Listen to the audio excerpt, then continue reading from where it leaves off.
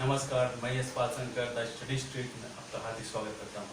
आज जो प्रकाशित मुख्य समाचार पत्र हैं उनमें हम नवभारत, दैनिक भास्कर, हरिभूमि और पत्रिका को शामिल कर रहे हैं। तो आज सभी समाचार पत्रों में मुख्य रूप से रामलला जो विराजमान हो रहे हैं, जो इनका मंदिर का शिलान्यास किया जा रहा है, उसके लिए प्रमुखता से हर समाचार पत्रों ने इसका उल्लेख किया है। तो शुरुआत करते हैं दैनिक भास्कर से। तो आज जो शुभ घड़ी आ रही है, रामलला विराजमान के लिए जो शिलान्यास होने वाला है, उस पर आज जो शुभ घड़ी है वह 12:39 को 32 सेकंड का ही शुभ मुहूर्त रहेगा।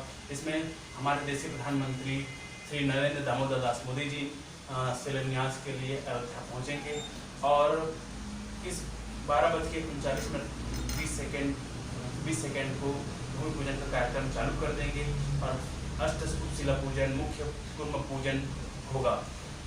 तो 12:39 पर जब ये चालू हो जाएगा भूमि पूजन, उसके बाद फिर 12:44 से 12:45 तक के यजमान जो प्रधानमंत्री नरेंद्र दामोदर दास मोदी जी हैं, मुख्य शिला पर नवरत्न पंचधातु से बना कमल पुष्प अर्पित करते हुए प्रतिष्ठापयामी का उच्चारण करेंगे और भूमि पूजन का कार्य पूर्ण हो जाएगा।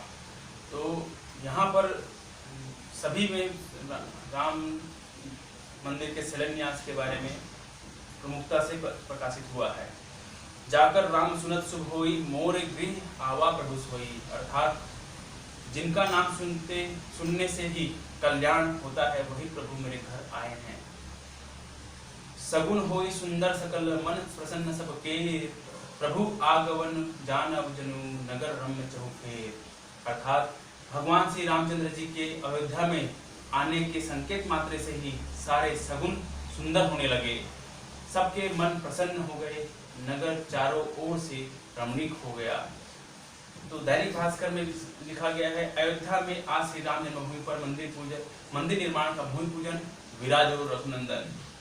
तो भोर की प्रतीक्षा में अयोध्या की पलकों से नींद उड़ गई है और आज पूरा विश्व अयोध्या में राम कार्य के साथ एक नए युग के शुभारंभ का साक्षी बनेगा।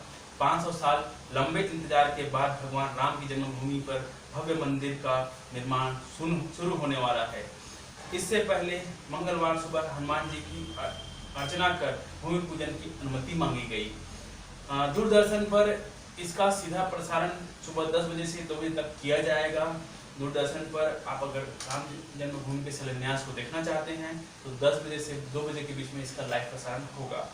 पीएम बनने के बाद पहली बार एक मंच पर मोदी और भागवत आएंगे। तो कार्यक्रम का जो रूपरेखा है वो इस तरीके से है कि सुबह 11:30 बजे प्रधानमंत्री मोदी जी पहुंचेंगे अयोध्या और 11:40 पर हनुमानगढ़ी पहुंचकर 10 मिनट तक दर्शन करेंगे और पूजन करेंगे। उसके बाद 12 बजे राम जन्मभूमि पहुंचेंगे। अब हरियाणा यूपीएससी का रिजल्ट आज कल आया है, जिसमें हरियाणा के प्रदीप सिंह ने पूरे देश में टॉप किया है और भिलाई की सिमी को 31वीं रैंक मिली है।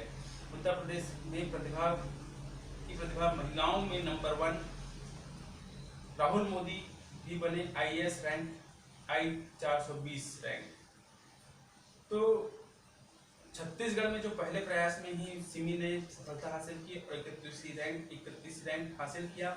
उसके बाद छत्तीसगढ़ के उमेश प्रसाद गुप्ता 162वीं रैंक, सुथान ने 209, रायपुर से आयुष खरे 267, जितेंद्र कुमार यादव 370 और पिथौरा के रहने वाले योगेश कुमार पटेल 434वीं रैंक हासिल की है। तो यूपीएससी ने इस बार 829 उम्मीदवारों को सफलता मिली है। इसमें जनरल के 304, इकोनॉमिकली वीकर सेक्शन जो ईडब्ल्यूएस पहली बार इसमें कैटेगराइज किया गया है, उसके 78, ओबीसी के 251, एससी के 129, एसटी के 67 कैंडिडेट्स शामिल हैं। तो कुल 829 जो सफल उम्मीदवार हैं उनमें 150 महिलाएं हैं, जिसमें टॉप 10 में प्रतिभा वर्मा के अलावा 2 और महिलाएं उम्मीदवार विशाखा यादव 6वां रैंक और संजीता मोहपात्रा 10वां रैंक हासिल किया है। वहीं दूसरी जगह भास्कर खास में दिया हुआ है कि हुरून की यूनिकॉर्न स्टार्टअप सूची जो प्रकाशित होती है, इसमें हुरून रिसर्च इंस्टीट्यूट ने मंगलवार को वैश्विक यूनिकॉर्न स्टार्टअप की सूची जारी की, जिसमें भारत के कुल 61 यूनिकॉर्न स्टार्टअप को शामिल किया गया है, लेकिन 21 यूनिकॉर्न स्टार्टअप का जो मुख्यालय है वो भारत में है। बाकी जो 40 का है उसका मुख्यालय भारत के बाहर अन्य देशों में है।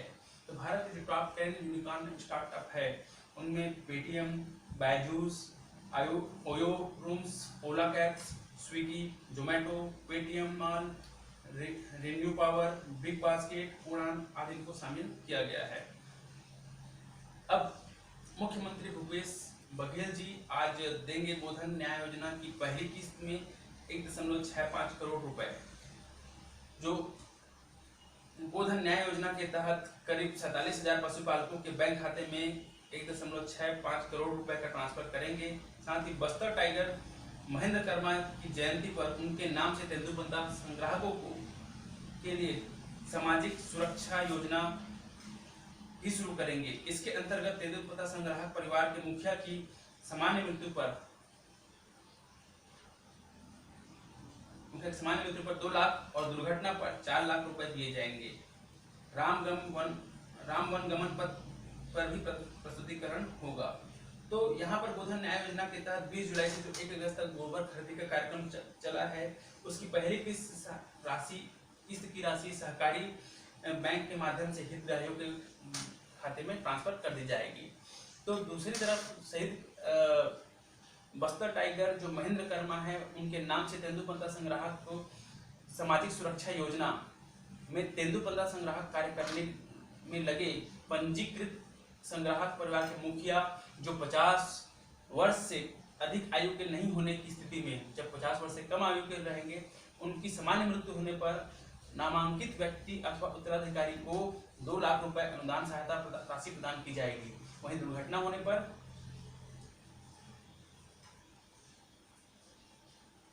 दुर्घटना से मृत्यु होने पर 2 लाख रुपए अतिरिक्त प्रदान किया जाएगा। पूर्ण विकलांगता की स्थिति में 2 लाख रुपए और आंशिक विकलांगता की स्थिति में 1 लाख रुपए की सहायता अनुदान राशि दी जाएगी। अनुदान राशि में संग्राहक परिवार के मुखिया के अगर 50 से 59 साल की वर्ष के बीच में सामान्य मृत्यु होती है तो 50 वर्ष से ऊपर और 59 वर्ष से नीचे अगर है, 50 वर्ष से ऊपर वाले जो है उनको 30,000 रुपए सामान्य मृत्यु होने पर, दुर्घटना से मृत्यु होने पर 75,000 रुपए, दुर्घटना से विकलांग की स्थिति पर 75,000 रुपए और आंशिक रूप से विकलांग पर 37,500 रुपए की सहायता अनुदान राशि परिवार के नामांकित व्यक्ति को उत्तराधिकारी को दी जाएगी। तो 2 रुपए के किलो की दर से 1,65,00,000 रुपए के पशुपालकों के बैंक खातों में यह राशि ट्रांसफर की जाएगी। प्रदेश में कोरोना से 8 मौत कल हुई है मंगलवार को। रायपुर बिलासपुर में 3 मौतें हुई, सरगुजा दुर्ग में 1 मौत हुई है। तो कोरोना संक्रमण में छत्तीसगढ़ में अब 10,000 से ऊपर संक्रमित हो चुके हैं। तो छत्तीसगढ़ में 10,204 कोरोना संक्रमित हुए हैं, जिसमें से 70 की मौत हो चुकी है। अब तक के नए संक्रमित जो मामले हैं 289 है और नई मौतें जो हुई है मंगलवार को 4 तारीख को वो 8 हुई हैं। तो रायपुर में जो संक्रमित हुए हैं कुल अभी तक के 3,338 और छत्तीसगढ़ में है 10,000 को पार कर गया है। और कुल मौतें रायपुर में हुई है 34 और नए संक्रमित है 107 जो मंगलवार को हुए 107 लोग संक्रमित हुए और नई मौतें 3 हुई हैं यहाँ पर। तो इस तरीके से कुल मौतें जो हुई हैं वो 8 हुई हैं, रायपुर बिलासपुर में 3 हुई हैं और सरगुजा दुर्ग में 1 मौत हुई है। अब दुनिया का कोरोना अपडेट देखते हैं तो इसमें दुनिया में कुल संक्रमित जो हुए हैं 1,85,00,000 लोग संक्रमित हो चुके हैं। नए संक्रमित एक दिन में है 1,99,893 1,99,893 और नई मौतें जो हुई हैं 4,368। वहीं रैंकिंग में देखा जाए तो अमेरिका सबसे टॉप में है 48,82,744 और ब्राजील में है 27,59,436। तो वहीं तीसरे नंबर पर भारत है 19,01,171 पर। तो कोरोना संक्रमण बहुत ही घातक स्तर से बढ़ता जा रहा है और इस पर कंट्रोल करने का कुछ अभी राह नहीं दिख रहा है। इसलिए लॉकडाउन की स्थिति अभी जुलाई में जब बहुत ज़्यादा संक्रमण हो गया था तो छत्तीसगढ़ सरकार ने लॉकडाउन किया हुआ था। 18 की मौत सिर्फ कोरोना से हुई छत्तीसगढ़ में, इसमें शेष 52 की दूसरी बीमारी से भी मौत हुई है। रायपुर के रायपुर में 157 जो संक्रमित हुए हैं, उन 157 जो संक्रमित हैं, 107 संक्रमित हैं, उनमें रायपुर के मेयर के पीएसओ और उनके कैमरामैन को भी कोरोना पॉजिटिव पाया गया है। वनवास के दौरान सरगुजा, अच्छा, अब यहाँ पर दैनिक भास्कर में और छत्तीसगढ़ में राम मंदिर के निर्माण के दौरान में छत्तीसगढ़ में जो कार्यक्रम चलाया जाएगा उसमें छत्तीसगढ़ बिना पूरी नहीं होगी रामकथा, क्योंकि ये माता कौशल्या की जन्मस्थली है, ये भगवान राम का ननिहाल है। यहाँ भगवान राम को भांजा के रूप में मानकर उनका पांव छूते हैं। श्रृंगी ऋषि के यज्ञ से उत्पन्न हुए थे भगवान राम, और यहाँ श्रृंगी ऋषि का आश्रम भी है छत्तीसगढ़ में। 12 साल वनवास बिताया है छत्तीसगढ़ में भगवान राम ने, दैत्य संहारे हैं। यहाँ श्री राम वनवास के दौरान 12 साल के लिए आज के छत्तीसगढ़ और तब के दंडकारण्य में या दक्षिण कौशल में बिताए थे। सबरी के जूठे भेड़ भी यही भगवान राम ने खाए थे। और शिवरी नारायण में भगवान राम ने सबरी का मंदिर है, भगवान राम सबरी का मंदिर है। वनवास के दौरान सरगुजा के सीतामढ़ी हरचौका से किया था छत्तीसगढ़ में प्रवेश। तो छत्तीसगढ़ में सीतामढ़ी हरचौका है, वहां से भगवान राम प्रवेश किए थे और बस्तर होते हुए साउथ में दक्षिण भारत में प्रवेश किए थे। छत्तीसगढ़ के जिन 2 स्थानों पर प्रभु राम के शिवलिंग और भूदेवी की पूजा की, उसका भी होगा सौंदर्यीकरण। मुख्यमंत्री भूपेश बघेल जी ने कहा है कि जो लंका कूद से पहले रामेश्वरम की तरह भगवान श्री राम की शिवलिंग की स्थापना पूजा अर्चना की थी, वो बस्तर में प्रभु श्री राम ने स्थापना की थी वहां, और सुकमा में भूदेवी की जो पूजा की थी वहां पर मंदिर का निर्माण किया जाएगा। बस्तर में रामपाल, और यहाँ पर रामपाल में शिवलिंग की पूजा अर्चना की थी, और सुकमा जिले के में भूदेवी की पूजा अर्चना की थी। उन दोनों को तीर्थ स्थल की तरह उसका विकास किया जाएगा। और साथ ही तुरतुरिया के वाल्मीकि आश्रम के में उनके दोनों पुत्र लव और कुश का जन्म स्थल भी तीर्थ के रूप में विकसित किया जाएगा। इस तरह बस्तर के रामपाल और सुकमा के रामाराम को भी संवारने के प्लानिंग हो रहा है। तो तुरतुरिया, शिवरी नारायण, रामपाल, रामाराम, चंदखुरी में माता कौशल्या का मंदिर, तुरतुरिया में लव कुश का तीर्थ स्थल है, और बस्तर के रामपाल में शिवलिंग की स्थापना वहां पर, और सुकमा के रामाराम में भूदेवी की पूजा अर्चना हुई है उस पर। तो यहाँ पर इसको तीर्थ स्थल बनाया जाएगा। अब आते हैं नीतिक, जो सुशांत सिंह राजपूत के जो सुसाइड केस है उस पर अब पिता के सिंह ने नीतीश से मिले, और नीतीश ने से आह्वान करके नीतीश कुमार ने कहा कि केस की सीबीआई जांच हो। तो वहीं आदित्य ने भी कहा है कि मुझ पर कीचड़ उछाला जा रहा है। तो बिहार सरकार ने सीबीआई जांच की सिफारिश कर दी है भारत सरकार से, और सुशांत सिंह राजपूत के पिता के किसी की मांग पर यह बात उठाया है।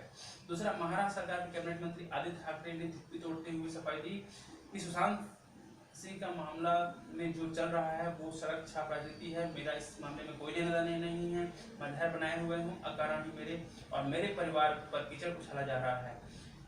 इससे पहले भाजपा के जो नेता नारायण राणे हैं, उन्होंने आरोप लगाया कि सुशांत सिंह की मैनेजर दिशा सालियान ने आत्महत्या नहीं की, दुष्कर्म कर उनका खून हुआ है।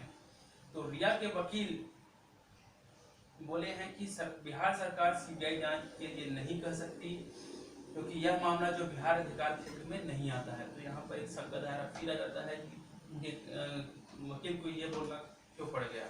जो कानून का नियम है उसके अनुरूप तो ही होगा। पाक ने नया नक्शा जारी कर विवाद उत्पन्न किया है कि कश्मीर के लद्दाख और जूनागढ़ को अपना बताया है। उन्होंने पाक ने फिर एक शर्मनाक हरकत यहाँ पर की है कि उसके लिए शर्मनाक हरकत है कि नक्शे में जम्मू कश्मीर, लद्दाख, सियाचिन समेत गुजरात का एक जूनागढ़ को पाक का हिस्सा दिखाया और जम्मू कश्मीर को अपना नक्शा में दिखाया है। पाक के स्कूल, कॉलेज, सभी दफ्तरों में यही आधिकारिक नक्शा को बताने के लिए कहा गया है। देश में यही नक्शा लागू करने का उसने आदेश दिया है वहाँ के प्रधानमंत्री इमरान खान ने। तो आईपीएल का जो वीवो टाइटल है, उसे जो स्पॉन्सर था वीवो टाइटल का, उसको हटाने की जो बात कही गई थी मौजूदा सीजन में, तो उसे अब नहीं हटाने की बात की गई थी, उसे अब हटाने की बात की जा रही है। बोर्ड को इससे 440 करोड़ रुपए मिलते थे सालाना, और वीवो 2007 से टाइटल का स्पॉन्सर था वीवो के पास में, उसका करार 2022 में खत्म होना था, और इसको स्पॉन्सर को हटाने के लिए अब इसकी आधिकारिक घोषणा तो नहीं की गई है, परंतु यह बात चल रही है। जोरदार धमाके से दहली लेबनान की राजधानी बेरूत, 30 लोगों की मौत, 3000 घायल, कई इमारतें हिली। तो 2 बम विस्फोट हुए, जहां लेबनान की राजधानी बेरूत में 2 बम विस्फोट हुए हैं, इसमें 30 से ऊपर लोगों की मौत हो गई है और 3000 लोग घायल हो चुके हैं। सैकड़ों की संख्या पहुंच सकती है। ये बहुत ही बड़ा धमाका हुआ है वहां पर। एसओजी ने विधायकों की खरीद फरोख्त का मामला एसएसीबी को सौंपा है। राजस्थान में जो राजनीतिक संकट चल रहा है, उसमें एसओजी ने विधायकों की जो राजनीतिक संकट में खरीद फरोख्त चल रहा था, उसमें स्पेशल ऑपरेशन ग्रुप है, उन्होंने भ्रष्टाचार विरोधी ब्यूरो एसीबी को सौंप दिया है मामला। अब वो एसीबी उसकी जांच करेगी। 1 साल हो ग्रेच्युटी समय सीमा, ये सिफारिश की गई है। अभी तक के जो श्रम मामलों की संसदीय समिति ने सिफारिश में कर्मचारियों की जो ग्रेच्युटी होती थी 5 साल की, वो उसे अब 1 साल की करने की सिफारिश की जा रही है। भास्कर खास में बताया गया है कि चेतावनी अगर भेजा तो क्वारंटाइन करना होगा, जुर्माना भी वसूला जाएगा। तो गांव में मुनादी की गई है कि कोरोना संक्रमण फैल रहा है, इसलिए तीजा में न बेटियों को बुलाए और न ही बहुओं को भेजे। साड़ी फलाहार के लिए पैसे भेजे, ऑनलाइन के माध्यम से, पेटीएम के माध्यम से, जिस ऑनलाइन माध्यम है उसके माध्यम से पैसे भेज दे अपने बहू बेटियों को, और त्योहार घर पर ही मनाएं। गांव में एंट्री पर होगी निगरानी। भीमा मंडावी हत्याकांड मामले में एनआईए ने नकुल नार के व्यापारी को भी गिरफ्तार किया है और उससे पूछताछ की जा रही है। होटलों में रह रहे कई पंच सरपंच दिन के उजाले में गांव में नहीं जा पाते। जो कश्मीर घाटी में जो 370 हटने के बाद में 365 दिन हो चुके हैं, वहाँ की स्थिति के बारे में बताया गया है कि वहाँ कोई पंच सरपंच है दिन के उजाले में गाँव में नहीं जा पा रहे हैं, और वहीं होटलों में रहकर ही अपना ऑफिस चला रहे हैं। तो शहर में जो कोरोना पॉजिटिव फैल रहा है, उसमें 10,000 से ऊपर आ चुका है कोरोना का मामला। तो अब जो जिंदगी जो बदल चुका है सर, जीने का तरीका जो बदल चुका है, तो उस पर बताया गया है। यहाँ पर वॉक में मास्क यूज कर रहे हैं, या नॉर्मल हो चुका है। अस्पताल में दूरी का ध्यान रखा जा रहा है। कांच की आड़ में अधिकारी, राजनेता, सभी अफसर काम कर रहे हैं। मास्क में श्रम का कार्य भी किया जा रहा है। गोबर खरीदी केंद्र में भी लगाया जा रहा है मास्क। 2 सवारी को अलाउ नहीं है, सिंगल सवारी, 2 व्हीलर पर सिंगल सवारी का नियम लाया गया है। अगर सिंगल सवारी से 2 या 3 भी बैठते हैं तो 500 रुपये का जुर्माना लगाया जाएगा। तो नॉर्मल व्यक्ति के लिए क्या क्या हो गया है जरूरी, इसमें मास्क जरूरी हो गया है, सैनिटाइजर जरूरी है, फिजिकल डिस्टेंसिंग जरूरी हो गया है, सिंगल सवारी, थूकना मना है, होम क्वारंटाइन है। अगर आपको रक्षा रहे हैं और कोरोना का कोरोना टेस्ट कराना है तो होम क्वारंटाइन किया जा सकता है। परिवार के लिए क्या है, पार्टियों रुक गई है। शादी के लिए सिर्फ 25-25 लोग, मतलब दूल्हा और दुल्हन के 25-25 यानी कुल 50 लोगों को शामिल होने की इजाज़त दी गई है। अंतिम संस्कार में 20 लोगों को इजाज़त दी गई है। नो आउटिंग, मतलब न पिकनिक के लिए जा सकते हैं, न पर्यटन स्थल में घूमने जा सकते हैं, न इंटरनेट के साथ शॉपिंग पर रोक लगा दी गई है। अभी समाज के लिए सामूहिक विवाह को रोक दिया गया है। मीटिंग गैदरिंग को, कार्यक्रम को स्थगित कर दिया गया है। 4 या 5 लोगों से ज़्यादा बैठ नहीं सकते एक जगह। फिजिकल डिस्टेंसिंग को अनिवार्य अथवा केस दर्ज होगा। भंडारा लंगर को मना किया गया है। प्रशासन से परमिशन लेने के बाद ही, अनुमति लेने के बाद ही इस तरह के आयोजन को करने की बात कही गई है। धर्म रीतियाँ, मंदिर, मस्जिद, गुरुद्वारे, चर्च सब बंद हैं, तो इसका भी आयोजन में भीड़ जुटाने के लिए नहीं कहा गया है। मदद के लिए बेसहाराओं को सूखा अनाज, मसाले देना और मास्क, कपड़े पहुंचाना, इसको कहा गया है। और फिजिकल डिस्टेंसिंग को पालन करने की अनुमति दी गई है। पॉजिटिव है तो प्राइवेट डॉक्टर भी घर या होटल में करेंगे इलाज, बशर्ते मरीज में नहीं हो गंभीर लक्षण। अगर मरीज में गंभीर लक्षण नहीं है तो होम क्वारंटाइन होकर के वो होटल में रह सकता है, कहीं घर में भी रह सकता है, और प्राइवेट डॉक्टर से वो अपना इलाज करा सकता है। शर्त यही है कि मरीज की उम्र 60 वर्ष से कम होनी चाहिए, कैंसर, दिमाग, किडनी की बीमारी ना हो, घर अलग कमरा टॉयलेट बाथ होना चाहिए। CMO के लोग अधिकारी घर होटल का जायजा लेंगे, उन्हीं के परमिशन से ही यह इलाज होगा। तो कोरोना के समय में जो कोरोना लक्षण की जांच हो रही है उसके लिए जो नंबर दिया गया उपयोगी नंबर है वो 104 है। कोरोना जांच के लिए 104 नंबर है। अपराध शिकायत के लिए 112 है। कंटेनमेंट क्वारंटाइन उल्लंघन अगर हो रहा है तो 0771-244-5785 या कम ज़्यादा तौल के लिए जो दुकान में जाते हैं आप वहाँ पर अगर कोई शिकायत करना हो तो 7587451046 पर शिकायत कर सकते हैं। SSP रायपुर का जो फ़ोन नंबर है वो 9479191001 है, तो इस पर आप अपनी शिकायतें दर्ज करवा सकते हैं। तो आखिर में आप देख लेते हैं कि जो हमारे जरूरी जॉब ऑप्शंस है उसमें रेल विकास निगम लिमिटेड और BLU में निकली भर्तियां हैं। तो रेल विकास निगम लिमिटेड में रेल प्रबंधक के पद के लिए भर्ती निकली, जिस 3 पद रिक्त हैं उसके लिए 14 अगस्त तक आवेदन कर सकते हैं। क्षेत्र नियंत्रक के लिए वैकेंसी है। प्रत्येक पोर्ट ट्रस्ट ने क्षेत्र नियंत्रक पदों के लिए 5 पदों के लिए आवेदन मंगाए हैं अपने। भारत इलेक्ट्रॉनिक्स लिमिटेड के लिए डिप्लोमा प्रशिक्षु के पदों की भर्ती प्रकाशित की गई, जिसमें कुल 100 पदों पर पद के लिए आवेदन कर सकते हैं। 10 अगस्त को उम्मीदवार आखिरी डेट है फॉर्म भरने का। ESIC में वैकेंसी निकली है। कर्मचारी राज्य बीमा निगम जो है ESIC, उसमें सीनियर रेसिडेंट पदों के लिए भर्ती निकली है। इसके लिए आवेदन के लिए 17 अगस्त तक आवेदन कर सकते हैं। दिल्ली पुलिस में भर्ती निकली है जिसके लिए कुल 5846 पद रिक्त हैं। 12वीं पास अभ्यर्थी इसमें आवेदन कर सकते हैं। 31 अक्टूबर तक आवेदन का डेट है। CRPF में भर्ती, केंद्रीय रिजर्व पुलिस बल, पैरामेडिकल स्टाफ पदों के लिए भर्ती निकली है जो 31 अगस्त तक की लास्ट डेट है। असिस्टेंट प्रोफेसर के लिए वैकेंसी निकली है। टाटा मेमोरियल सेंटर ने असिस्टेंट प्रोफेसर के लिए पद के लिए भर्ती निकाली है। 7 पद रिक्त है जिसके लिए 12 अगस्त भर्तियां विशाखापट्टनम मुंबई में स्थित सेंटर पे होगी। तो 12 अगस्त 2020 तक के आवेदन कर सकते हैं। तो यहाँ पर न्यूज़पेपर्स में राम मंदिर प्रमुखता से प्रकाशित किया गया था। आज मिट्टी के दीपों से दिव्य बनी अयोध्या मंदिर में सभी जगह दीपों शाम को दीप प्रज्वलित करने का आह्वान किया गया है। तो इस तरीके से आज का ये समाचार यहाँ पर पूरा कंप्लीट होता है। आज तो पूरा हर न्यूज़पेपर्स में ज़्यादातर विज्ञापन ही दिए गए हैं। राम जन्मभूमि में शिलान्यास के कार्यक्रम की बधाई देते हुए या शुभकामनाएं देते हुए प्रत्येक स्तर पर विज्ञापनों को शामिल किया गया है। तो आज का ये समाचार यहीं पर इतना कंप्लीट होता है। आप हमें अपने सुझाव देते रहिएगा और आपके सुझाव का हम स्वागत करते हुए हम अपने इस न्यूज़पेपर के रीडिंग में अपने जो अवलोकन कर रहे हैं उसमें हम अपने सुधार करते जाएंगे। धन्यवाद।